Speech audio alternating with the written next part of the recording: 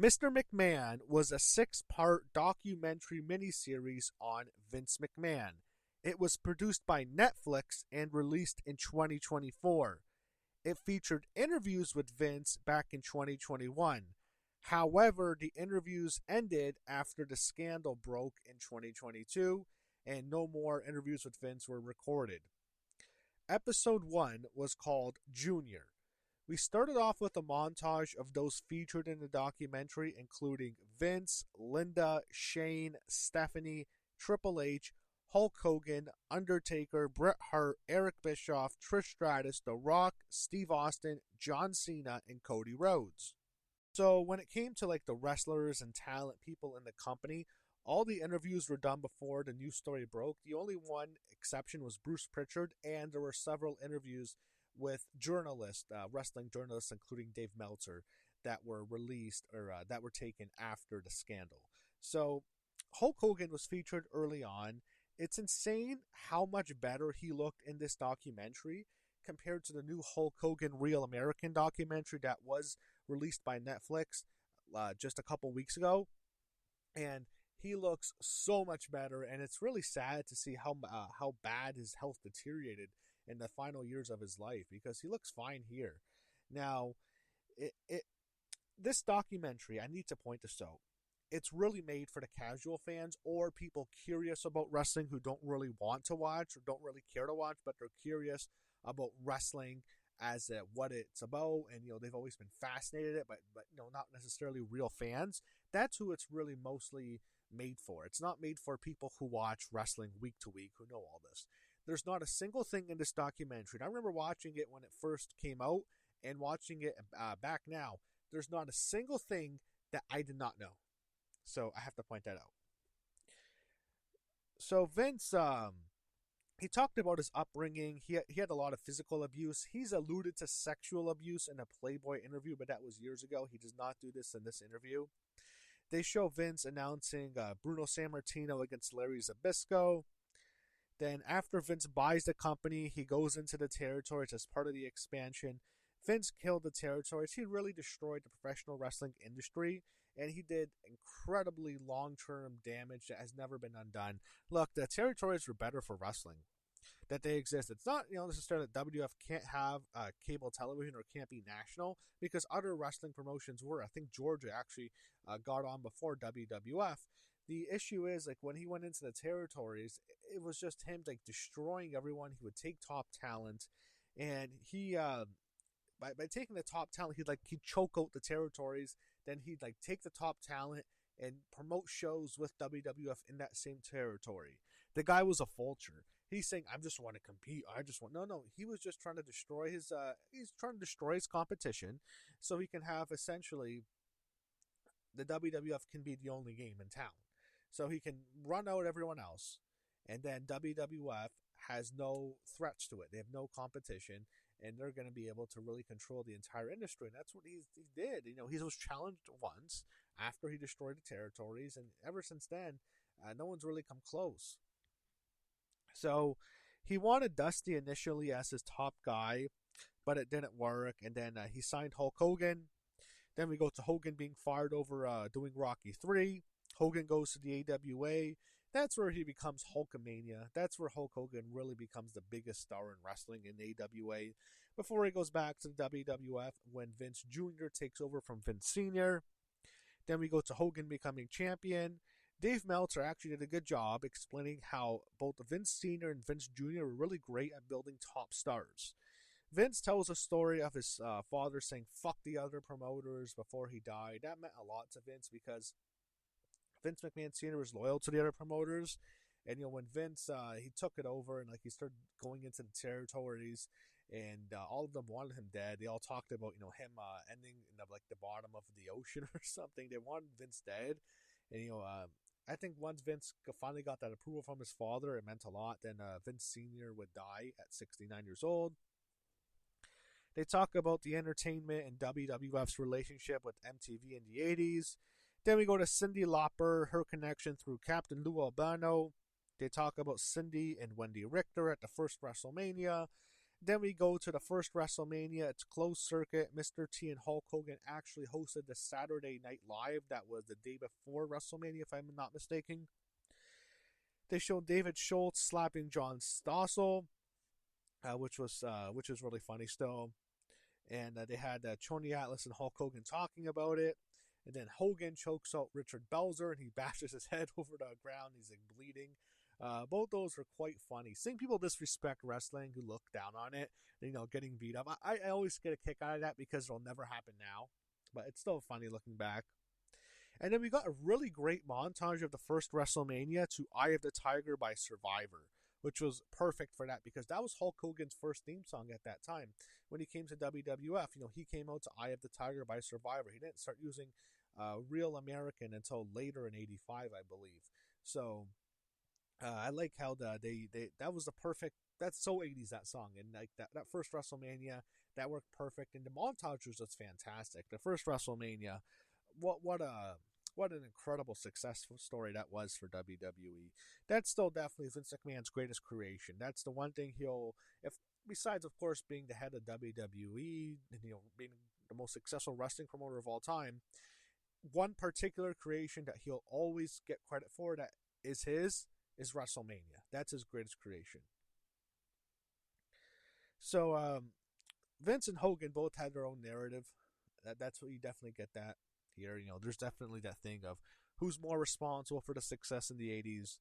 And then they previewed a steroid scandal before they wrote down on the credits that both Stossel and Belzer would settle their lawsuits afterwards.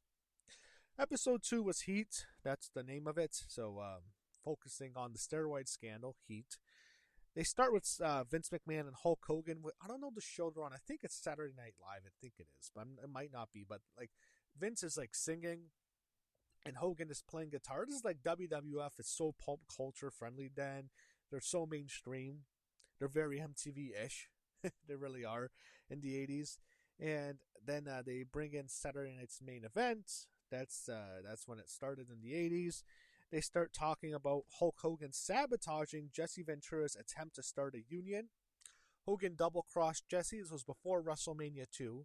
Jesse wanted to organize all the wrestlers to get unionized because they had the most brutal road schedule ever imaginable, and they didn't have benefits, and he wanted to unionize the wrestlers as he should have.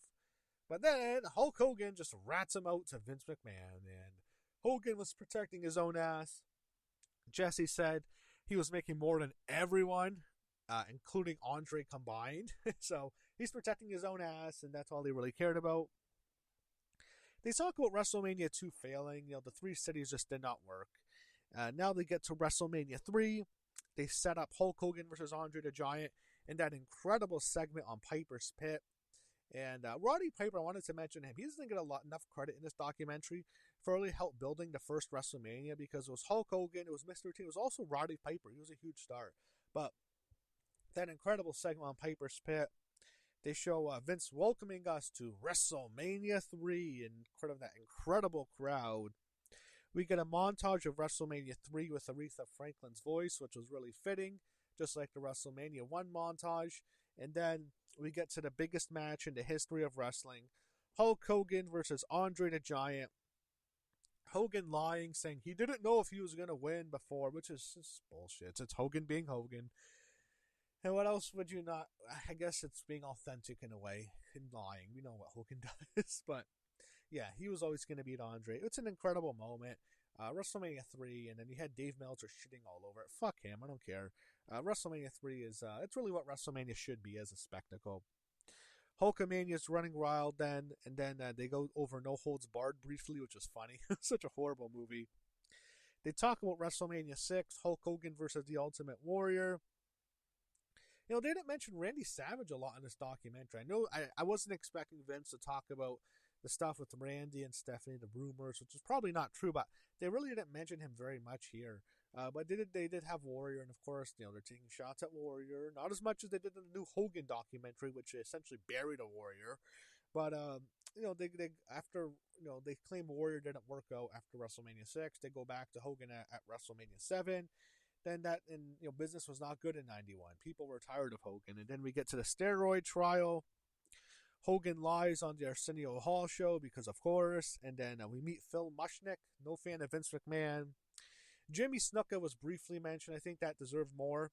No, there's an entire Dark Side of the Ring on it, so you can watch it then. But there's a whole episode. It's been documented before, but I just felt like they could have mentioned it a little bit more because it was a huge, it's really horrible what's alleged from Vince, but we don't know the whole story on that. I don't think he's ever really talked about it really publicly. Vince has, but the Ring Boy scandal was next. Mel Phillips was a disgusting pedophile, as was Terry Garvin. Pat Patterson is protected here, and when you hear some of the stories about Pat's, maybe he shouldn't have been protected because Choney Atlas claimed Pat Patterson grabbed his pecker. Yes, that's what Choney Atlas said. He grabbed his pecker. There's stuff that's been alleged about Pat Patterson in the past. It shouldn't be surprising, but he was protected here. Bruce Prichard went out of his way to protect Pat's, but everyone knows Mel Phillips and Terry Garvin, just disgusting pedophiles. They show Vince on the Phil Donahue show, which is very memorable. It's really fascinating looking back on it because you can never imagine Vince McMahon in his later years of running WWE ever doing anything like that, especially I think because Dave Meltzer was sitting right next to him. Vince would never let that happen nowadays. Rita Chatterton, that's her real name. She was the referee who claimed Vince McMahon sexually assaulted her in the 1980s. Vince brought up the statutes of limitations. Yeah, that doesn't necessarily look whether or not he did it or not. Bringing up that tells you right away that maybe that's not someone who's innocent would say. Like usually he would just deny it if nothing happened. It just makes him look really bad by saying that.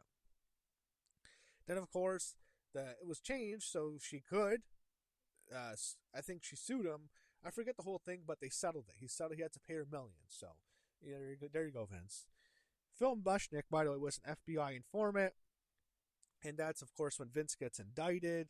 He blames Phil Mushnick, which is true. I mean, if he is an FBI informant and the FBI reads his blogs and reads his articles, yeah, I mean, he probably had a huge part in Vince being indicted for the fucking steroid trial, which was bullshit because there's no proof of Vince telling anyone to take steroids. And Vince refuses to plea from the feds, so he's going to be prosecuted to the fullest extent. They show Hulk Hogan, and they show him actually at WrestleMania 8. He left afterwards. It's crazy looking at Hogan's physique because he's so much smaller at WrestleMania 8. And then by the time he gets to WrestleMania 9, oh my God, he's like thin. It's crazy how much smaller he got. But it's like he lost so much of his physique. Now we meet Ted Turner in WCW. Bischoff gets Hulk Hogan to go to WCW in '94. Hogan goes to WCW. They have that great parade at, I think it's Disneyland or Disney World, whichever one. And then he goes to face Ric Flair at Bash at the Beach. Hogan then sides with Vince McMahon during the steroid trial.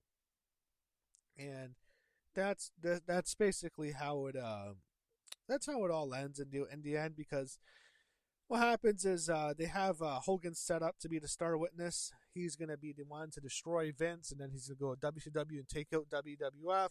Him and Vince had a really bad falling out. Everyone's excited. The feds are thinking Hogan's the star witness. And then he goes in and he sides with Vince McMahon. And it blew it up. And Vince was, the case fell apart after that. Vince is found not guilty, as he should have. And I think Hogan said something where we go up. I'm with you when we go up. I'm with you when you. Oh God, I forgot the whole thing. But it's something on the lines of we go up together, we go down together, something along those lines. So, he looked out for Vince in the end, and I think Hogan also thought maybe he knew this was bad for him too in a way. So he stood with Vince. I'm sure that meant a lot to Vince, especially now in the last year since Hogan passed away. And Vince McMahon actually led Hulk Hogan getting one last standing ovation at his funeral, and they showed that in the Hulk Hogan Real American documentary. So, they definitely had a very strained relationship for many years. But in the biggest moment, Hogan saved Vince. He saved him, and I guess that's his greatest face turn, if you will. He had the greatest heel turn of all time, which we'll get to, but he turned face for Vince at least when he saved him from being convicted. So we go to episode 3, which is called Screwjob. They start off with Wendy Richter getting screwed, which of course prelude the Bret Hart screw job. Wendy Richter, they had Fabulous Moolah in a spider outfit, and then I don't know the whole story. I guess she didn't want to lose the belt. That's what Vince claims, and then they had her get rolled up, and that would be the prelude to the Montreal screw job. Hulk Hogan, after he sided with Vince, I actually did have the quote: "We go all the way up together, and all the way down together." Remember that. So we go all the way up together and all the way down together. Remember that. That's the full quote.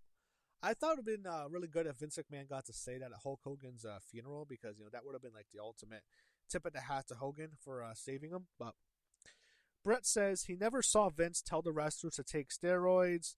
So after he wins the trial, we have Dave Meltzer bitching, and I also saw this article about one of I don't know who it was. I don't know if it was probably was Mushnick, but they're complaining about him changing the jury and stuff. I'm thinking, like, that's what any fucking competent defense attorney does. You choose the best jury for your client. That's just like, what the fuck. It's like, it's so salty that they wanted him convicted so bad, and like they have to blame someone else because it can't be that he was innocent. Like, whatever you want to say about the steroids, Vince never had anyone take steroids. He never told anyone to take steroids.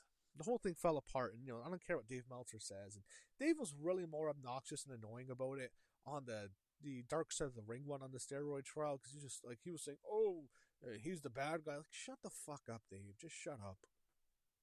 So they talk about the product. Lex Luger doesn't work. Then they go to the new generation. You have Bret Hart, Razor Ramon, Kevin Nash, Shawn Michaels, The Undertaker. Then after Hulk Hogan leaves, Randy Savage jumps to WCW as well. Then Lex Luger appears on the first Nitro at the Mall of America in Minnesota. And it's funny because Vince is complaining about Ted Turner, when in reality Ted Turner did exactly what Vince McMahon did in the 80s, to a lesser extent, by the way. Vince says these are our stars. Yes, they were major stars in WWF, but they were big stars before they even came to your company, Vince. For instance, Hulk Hogan was already the biggest star in wrestling in AWA. Randy Savage was a star before he went to WWF, as was Roddy Piper and Andre the Giant. And all these guys were big names before they went to your company. So for you to say, well, these are our talent, no, you took more people's talent. Even guys you didn't do anything with, like Junkyard Dog. You took their talent, so to cripple the territories, and they're taking your talent. At least they're putting them to the top stars. And I'm thinking, like, who's to say this is your talent? They were already talent, big names that you signed, and they did the same. And Vince's explanation was like really bad. So we go to the Monday Night War. They show Medusa throwing the title belt, the women's title, in the trash. Which, by the way, that's appropriate because the women's division at that time was, come on, it was garbage. They show Billionaire Ted, the parodies that USA Network did not like because of their relationship with Ted Turner, so they shut it down. But there's Billionaire Ted, there's the Huckster, there's the Nacho Man. Those are actually really funny. Then Razor Ramon and Diesel leave for WCW. They show the curtain call at Madison Square Garden. Undertaker and Bret Hart are both very upset about it. They talk about what is kayfabe. It's an old carnival term. Triple H talks about taking the heat after the curtain call. We go to the Outsiders in WCW. As I said, the whole thing, the irony of Vince McMahon bitching about Ted Turner when he rated all the territorial talent is ridiculous. He looks so hypocritical. Then they show the greatest heel turn of all time, Hulk Hogan turning heel at Bash at the Beach in 1996.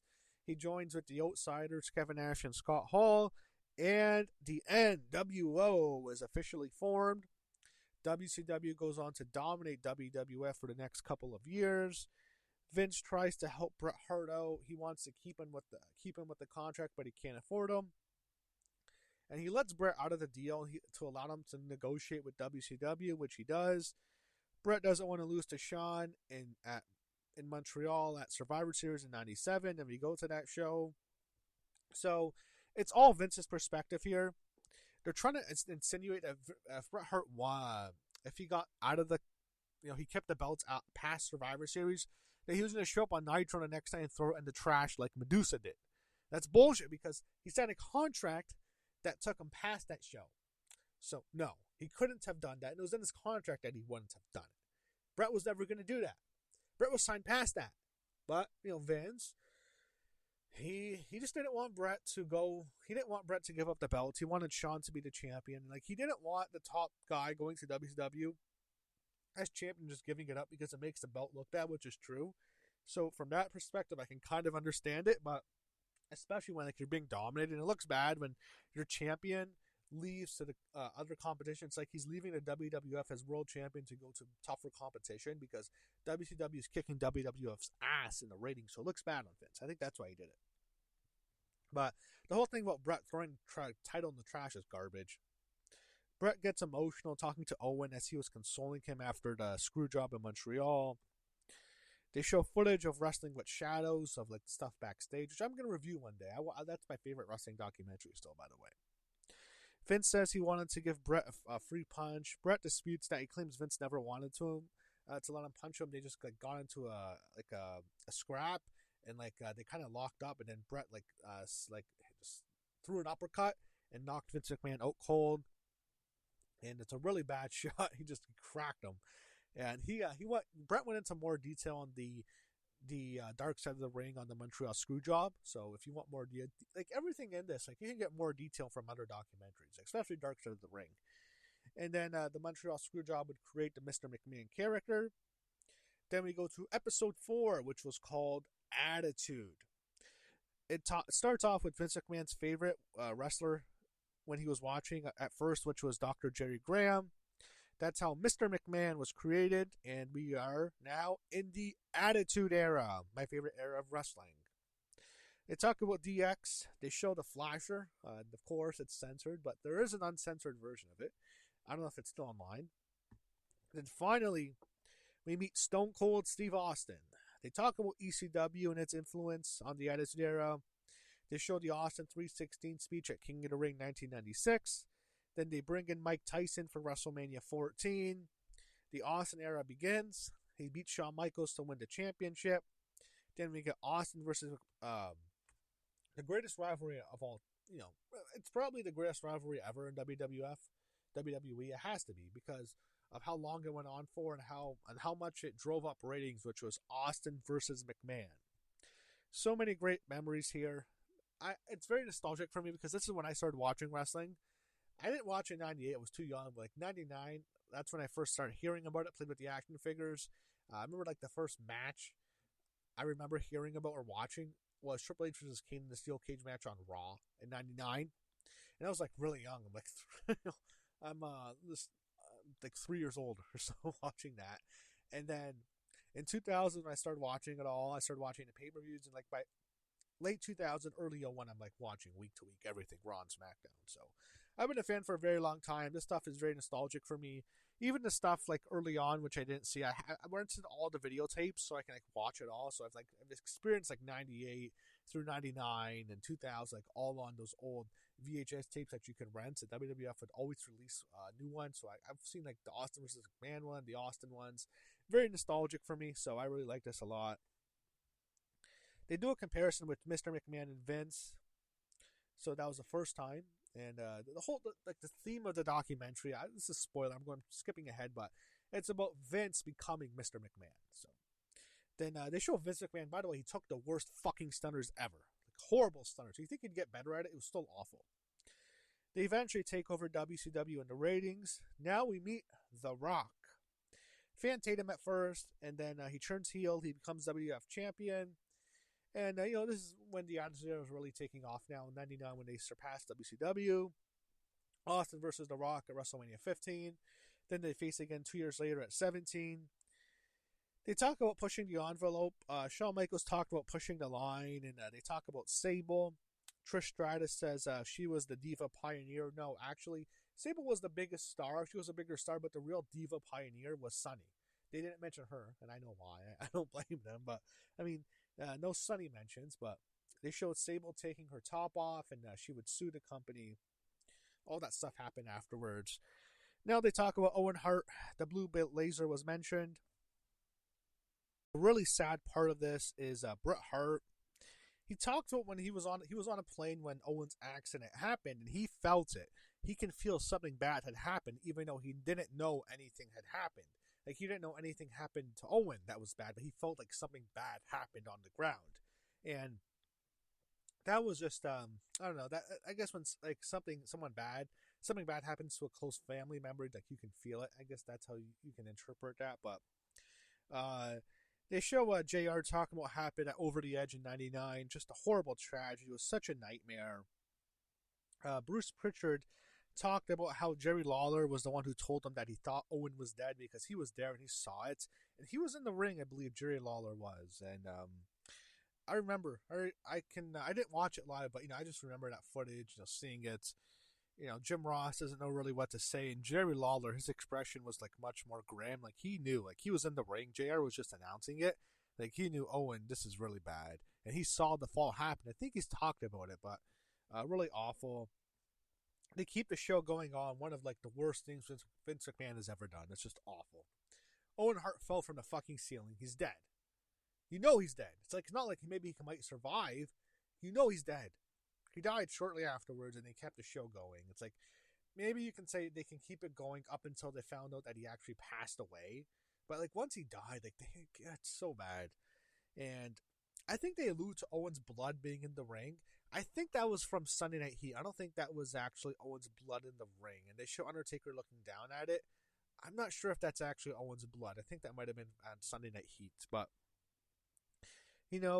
Bret talked about how the show wouldn't have gone on if Shane was the one who had fallen, which is true. And then Bret said, like, this is really horrible for Bret to say this. He thought they murdered Owen to get after him, to get back at him from Montreal. And that makes Bret look so bad. It makes him look like such an egomaniac and a narcissist. Like, I'm thinking, Bret, come on. You don't actually think that they would actually murder your brother just to get back to you from Montreal? Like, in reality, why would they even care about that by now? It's a year and a half ago from that point, and they're kicking WCW's ass in the ratings now. Like, they're number one. Why would you want to create the worst scandal ever by like killing your own fucking wrestler? And imagine if there's an investigation, if it's found that they actually killed Owen, because Bret Hart punched Vince McMahon after a Montreal screw job. Like, come on, Bret. You look so fucking terrible. Like, he looks awful when he says that. It's like, what an egomaniac. Are you kidding me, Bret? Like, he'll attack Hogan or like Vince or Flair for having big egos. Like, you actually think they would kill your brother just to, like, why would they even worry about getting back to you? They're beating WCW by that point. Anyway, this makes Bret look really bad. Then there's the Martha lawsuit follows afterwards. Bret finally accepts that it's an accident after a Kansas City police officer tells him. And then it goes back to like during the Attitude Era. It's the question is how much further will they push afterwards? Like how much more are they going to do? And they show like some of the worst stuff in the Attitude Era. I don't think they showed Mae Young giving birth to a hand or anything, but of course they showed footage of the Hell in a Cell match, Undertaker Mankind from King of the Ring '98. Just blood and the over sexualization with the woman like Sable, all the women having their tits out, blood and swearing and cursing. It's like, yeah, it's very much in line with like the Jerry Springer show in the '90s. That's where it really fit, the Attitude Era. Next, we go to episode 5, Family Business. They mentioned Vince suffering physical and perhaps even sexual abuse. The Playboy interview was mentioned, and I don't know what he really says about it here. Like, it doesn't say much about it, but like he's alluded to it. And they actually showed footage of him talking to his mother backstage, who is, of course, very old by then. Then we're backstage at WrestleMania 37 for a bit. Then we meet a young Shane McMahon and a young Stephanie McMahon. We see the Triple H and Stephanie angle when he drugs her and marries her in '99. A great angle, by the way. Great angle. Fans would chant slut at Stephanie. And then Vince, of course, wanted Triple H and Stephanie's marriage on pay-per-view in 2003. But Stephanie doesn't want it, so Vince books a street fight with Stephanie at No Mercy like a week before the wedding, and he chokes her out with a pipe. And that looks bad. And then they had, by the way, I want to mention, Vince and Linda had a fake marriage.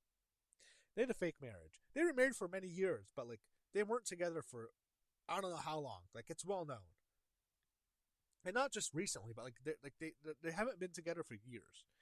So then we meet Trish Stratus, and they showed the angle in 2001 where Trish Stratus was forced to bark like a dog after she stripped down.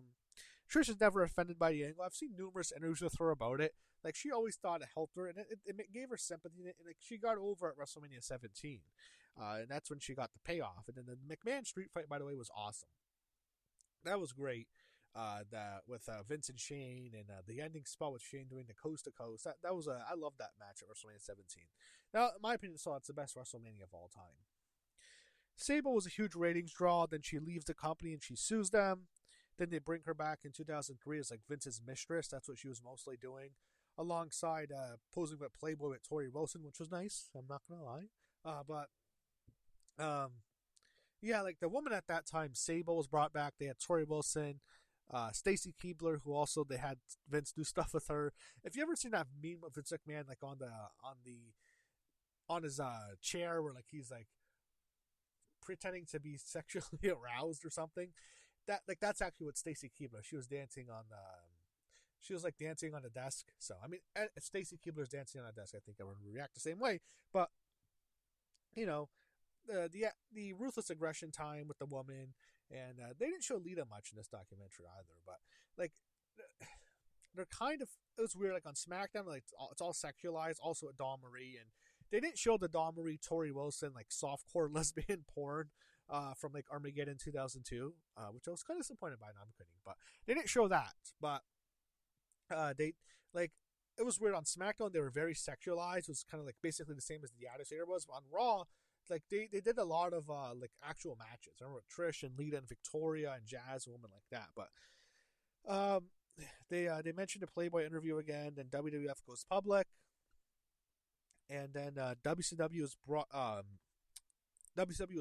bought by Vince McMahon in 2001.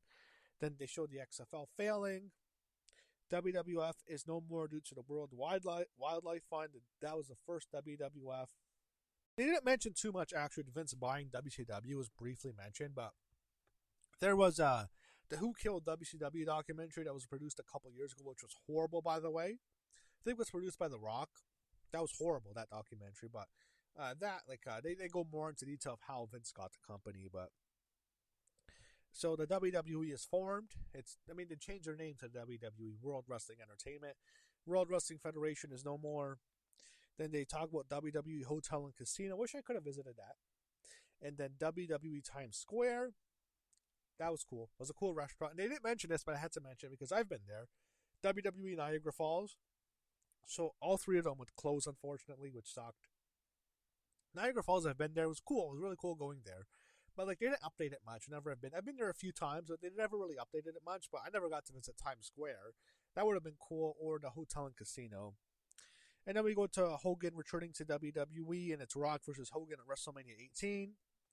Brian Gewirtz was on this documentary, perhaps the future head of WWE Creative, maybe. They show Vince and Hogan talking at WrestleMania 37. I think outside. That was the show Hogan was hosting, I believe.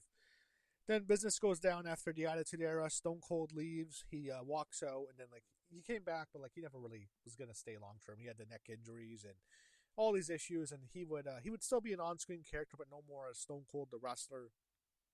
Rock leaves. Everyone can see the writing on the wall with The Rock. He goes to Hollywood. He has more opportunities. So the two biggest stars of the Attitude Era, Stone Cold Steve Austin and The Rock, are now no longer active performers. Now we get to the Ruthless Aggression Era. John Cena debuts in WWE in 2002. Cena almost gets fired, and of course they tell the rapping story in the back of the tour bus. He's ripping on everyone. They're doing freestyle raps. Stephanie McMahon hears it. She was the head writer at the time, and she asked John if he wanted to do it on TV, which of course he says yes. And that's really how we got John Cena, the doctor of Thuganomics. Then of course he becomes John Cena more so as, the man, his character, which evolved into hustle, loyalty, respect. Good guy John Cena. But they had to mention that with Cena because it's critical to the company's success. John meant a lot to the company, because they went down in 03. 03 was a rough year, and 04 wasn't very good either.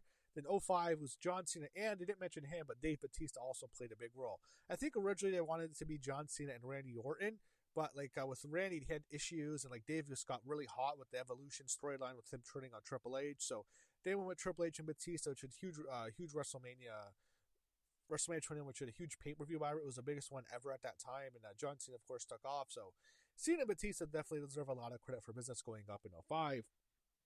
But they talk about the God storyline, which was awful, the Kitty Vick angle, which was fucking atrocious. the Mickie James and Trish Stratus thing, which was briefly mentioned. They don't show Mickie kissing Trish under the mistletoe in late '05, I believe, Christmas '05, around that time, and it led to their match. But Trish said like she was supposed to make out with another chick. It was probably going to be Mickie, I would think. Maybe, I mean, she's kissed Mickie before. She's kissed Lita before. Lita kissed her actually on that Raw show. So I guess they've done stuff with it, but like I don't know if it was going to be a lesbian angle. I'm not sure, but Trish said like she was a little uncomfortable with it, and like she lost the belt to Mickie. I don't think I had much to do with it. I just think Mickie was just got over really much with the crowd, and they went with her. But of course, they had to mention. I'm glad they at least referenced it. Stephanie didn't feel comfortable talking about it, as I don't blame her. But the Vince McMahon, Stephanie McMahon incest angle, which gladly was dropped. They show Stephanie being over sexualized, which just always thought was weird. Like, and because Vince ran the company, and like especially around '03 when she was the SmackDown GM, like she was always very sexualized, and thinking Vince he's the owner. It's like it's kind of strange when it's its daughter doing this stuff, but they talk about his relationship with the two kids. Him and Shane had their issues. They talk about Shane wanting to buy the UFC, and here's the problem with that. Shane was really upset because he talked about how much money UFC was sold for over like $4.5 billion. And around the time Shane wanted to buy it, they're having all these issues. Vince says no. But the thing with it is, like, if Vince McMahon buys the UFC, it wouldn't have worked because everyone's going to think UFC is scripted, UFC is fake. Oh, it's just fake wrestling. All the results are predetermined, and it would have destroyed the authenticity or like the realism of UFC. One of the things people watch about it is it's a competitive sport. So when Vince McMahon owns it, because he owns WWE as well, he's known as the WWE chairman, it's going to be, like this whole thing is it's scripted, and like they already are influenced by pro wrestling. They have like pro wrestling characters at the time, so it's going to be like, this whole thing's a work. So like it was better that UFC was not bought because it wouldn't have taken off if the McMahons owned it. So then they show Paul Heyman telling the story of Vince McMahon and Shane McMahon in a restaurant. And, Shane wants Vince McMahon's position. He wants to take over, and Vince McMahon gives him a knife, and he says, "Go ahead, stab me in the heart. That's what I did to my dad." Like, that's like, he's almost in the Vince McMahon character. And, Shane would eventually leave WWE in late '09. I think he officially left in 2010, in January of 2010. So he's gone for about 6 years.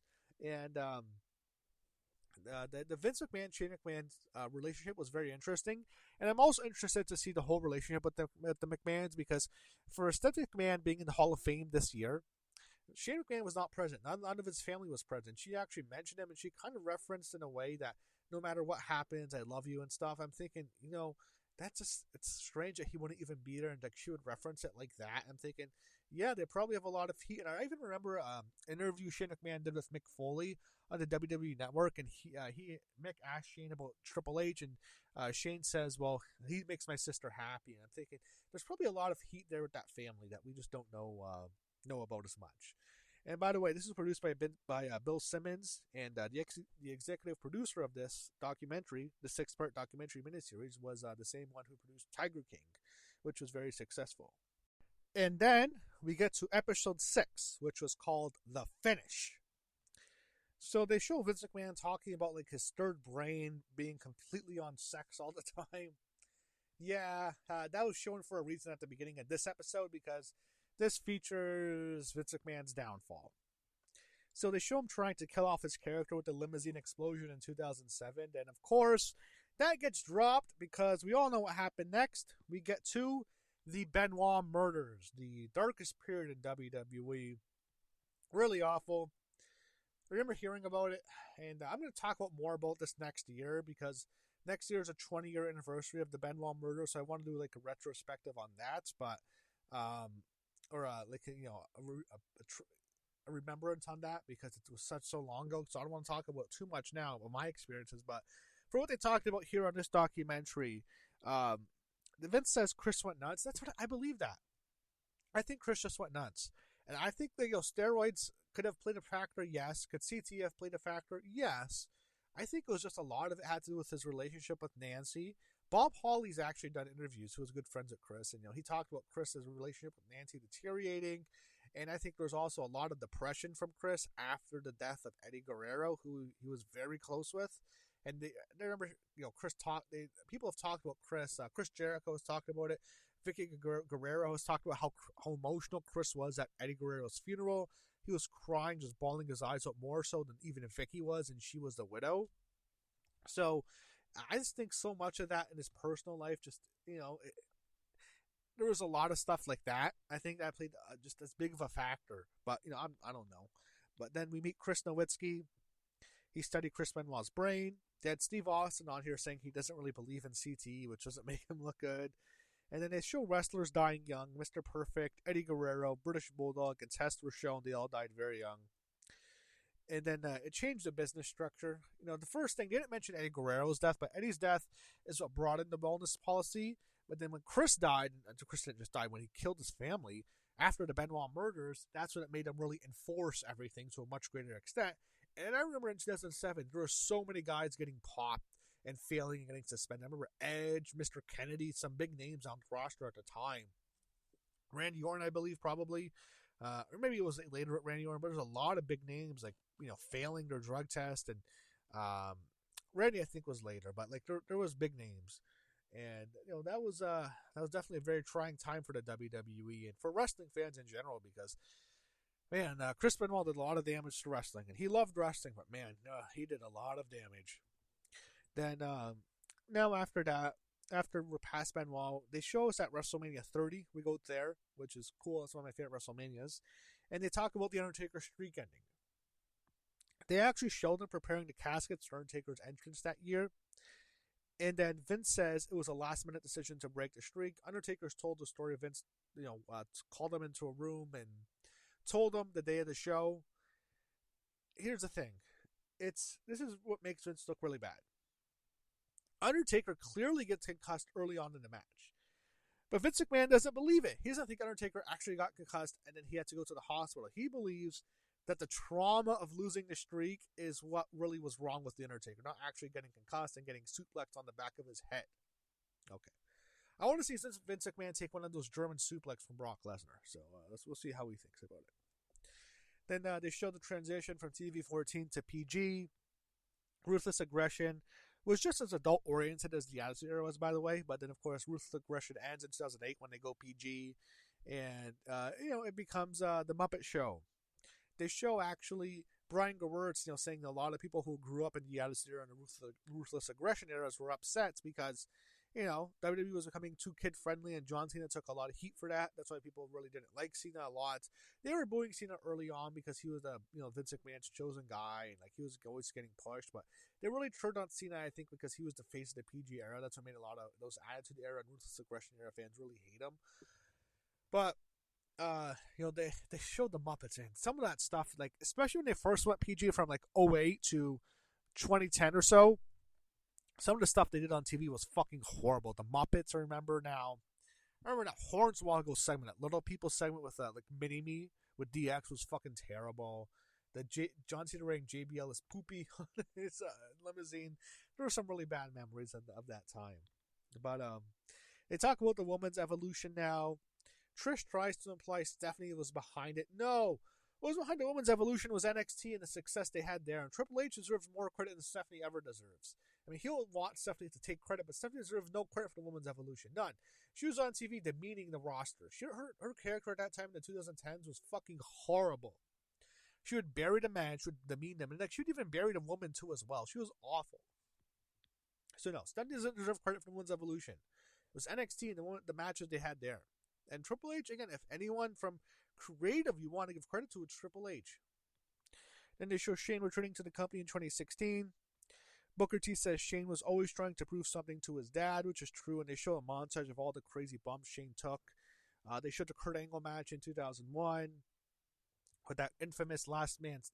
Actually, it was a street fight King of the Ring in 2001 when he took the belly to back suplex into the glass, and like then they tried it again inside. It wouldn't work. Or had to throw him through it. That was just a crazy spot, incredibly painful. In many ways, I think that spot hurt in all the other big time jumps or falls he took because it's like being thrown into glass and like they wouldn't break. It just looked so painful.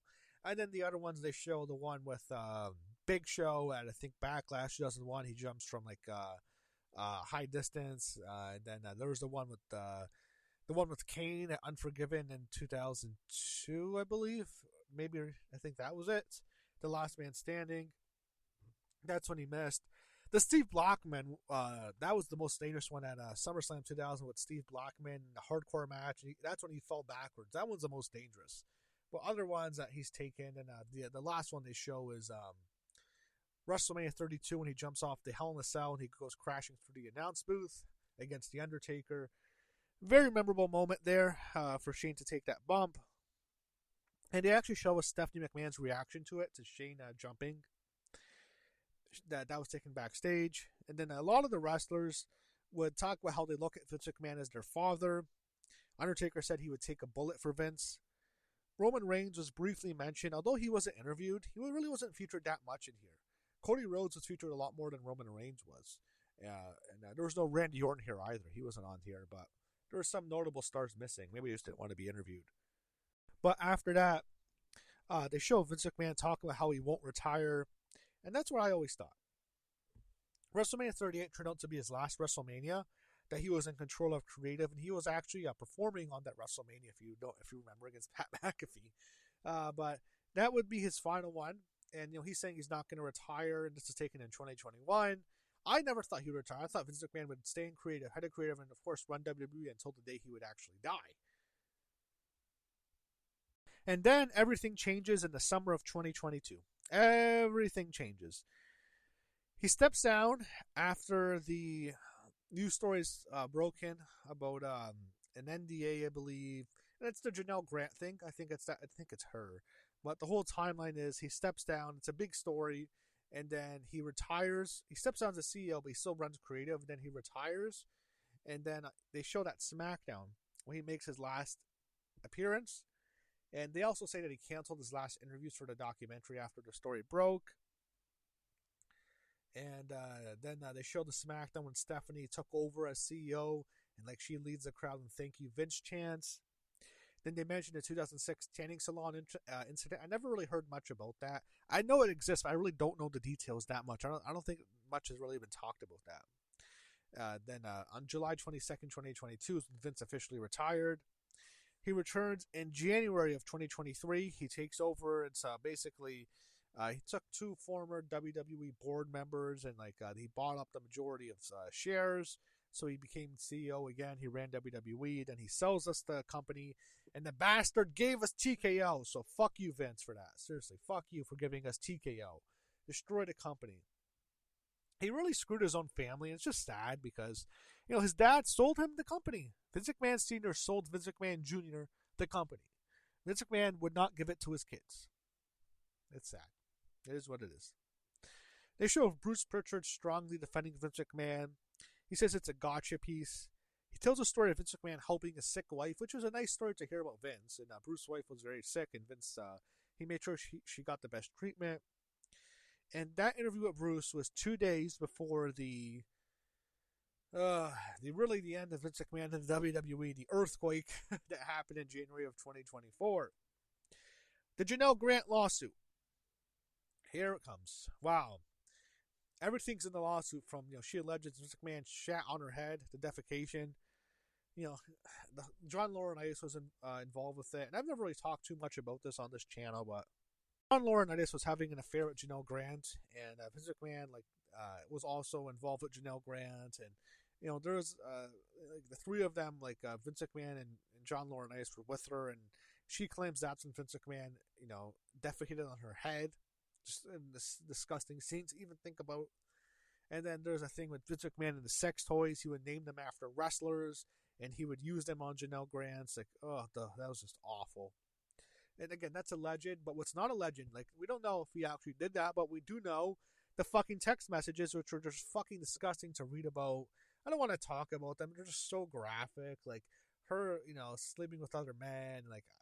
It's disgusting if you want to read about it, but I remember them vividly, and I don't want to talk about them. Just gross to even think about Vince McMahon. And I just thought, why would a CEO be so fucking stupid to send those things? Why would you be that stupid, Vince, to actually text that?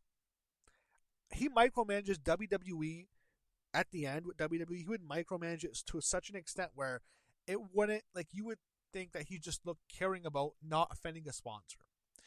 it would be micromanaged, like to not upset about anyone. He didn't want any controversies. He didn't want to upset any sponsors. But here, like, he has like no regard. Like, he thinks he's almost invincible. I think Vince McMahon thought he was invincible, but he didn't think the WWE was. So, just incredibly stupid. Not just like how disgusting it is and like how immoral it is, but like, why would you be that stupid? Then Brock Lesnar was part of the lawsuit. Then Vince McMahon officially resigns from TKO. Then they mention Ashley Mazzaro's rape, and then they talk about how Vince covered it up, and then they mention her suicide. That was mentioned briefly. I'm glad they mentioned Ashley Mazzaro because she took her life in 2018, I believe. Then they talk about Vince McMahon's legacy, and Tony Atlas says he's the greatest promoter of all time, which is true. Vince McMahon is the greatest wrestling promoter of all time. And I believe there are two sides to his legacy. That one's true. You can never take that away from him, as Tony Atlas said. Vince McMahon is the most successful wrestling promoter ever. But, and that part's objective, but the second part is he was consumed by his own ego, which ultimately cost him his position, his status in the WWE and TKO. It lost the business for his family, and it saddled the fans with TKO. So I'll never forgive you for that, Vince. Anyone who wants to defend Vince McMahon because like they hate TKO so much, I'd rather have Vince. Vince was a founding member of TKO. Vince is the one who formed TKO with Ari. So people want to get upset about TKO, and I hate TKO, but don't think that we need to bring Vince back. That's not the answer. The answer is getting rid of TKO. WWE being on its own. We don't need Vince back. He's the one who gave us TKO because he didn't want to give the company up to his family. If he would have just stayed away in 2023, not come back, there would be no TKO probably. But he came back to sell. So he could stay on because he knew he couldn't stay on because he couldn't stay on without TKO. So with TKO, he could. TKO is Vince McMahon's own protection to stay with the company. He's the one who gave us TKO. So remember that. And in the end of the documentary, it's Vince McMahon questioning if he's becoming Mr. McMahon. That's how it ends. The theme of the documentary I mentioned earlier is Vince becoming Mr. McMahon. So he becomes the character. And it's a great documentary. It's a masterpiece. It really is. It's probably one of the best produced wrestling documentaries ever. It's really great. But it's made for people who don't necessarily watch wrestling or are casual fans at best. Because if you're a diehard wrestling fan, you already know everything in this. But it's so well produced, it's well made, and it's definitely something you should watch if you haven't by now. I'm sure, in 2026, I'm talking about this, and when it came out in 2024, everyone watched it, so it's something you already know. But I've always wanted to go back and review this, because I came back in 2025, and this was already out, and I never got to review it. Especially with the new Hogan documentary, the Real American one, which was inferior to this, was nowhere near as good. I wanted to go back and review the Vince McMahon one as well, so Mr. McMahon's a great documentary, but it's made for casual fans. If you're a diehard wrestling fan, there's nothing in this documentary that you don't already know.